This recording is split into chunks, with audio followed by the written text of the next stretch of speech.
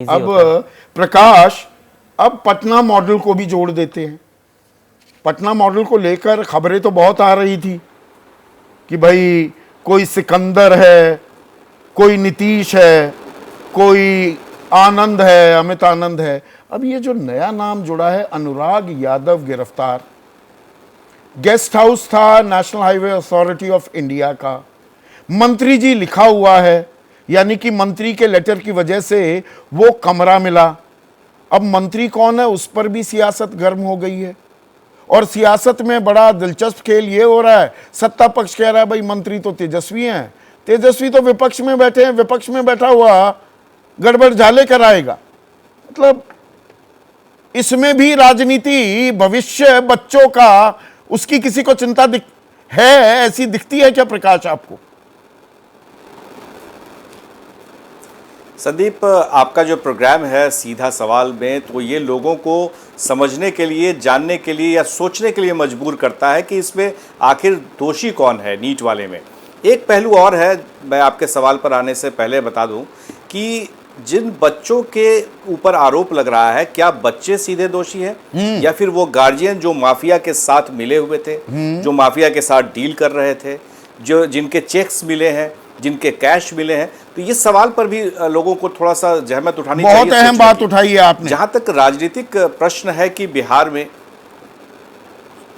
हाँ जी, तो तेजस्वी यादव पर जो आरोप लग रहे हैं, विपक्ष के नेता हैं वो, और बिहार में पूर्व डिप्टी सीएम के तौर पर उन पर आरोप, अभी के जो डिप्टी सीएम हैं विजय सिन्हा, वो आरोप लगा रहे हैं कि उनके पीए जो थे, प्रीतम थे, उनसे साठगांठ थी और तमाम चीज़ें। ये एक तरह से कहा जा सकता है कि आई वॉश है।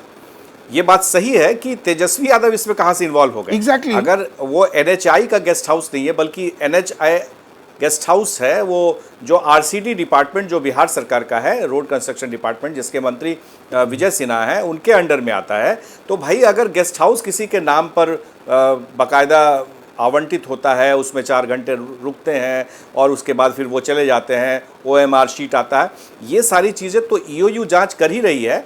लेकिन जहां तक रुकने की बात है तो सीधे तौर पर आप उनको कटघरे में खड़े कर देते हैं कि भाई वो एनईटी की जांच है, उसकी आंच उन पर आ रही है। एक तरह से आप विपक्ष की ओर ले जा रहे हैं कि उन्हीं लोगों ने धांधली करवा दी है।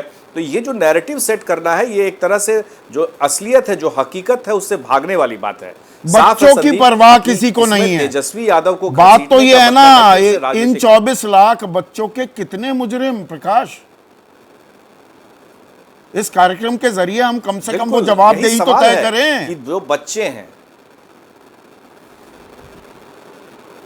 ये जवाबदेही तय तभी हो सकती है जब बिहार ही नहीं पूरे देश में जितने भी, अभी नीतीश कैबिनेट ने एक फैसला लिया है कि जो पेपर लीक के मामले होते हैं उस पर सख्त कानून लाया जाएगा आने वाले मानसून सत्र में।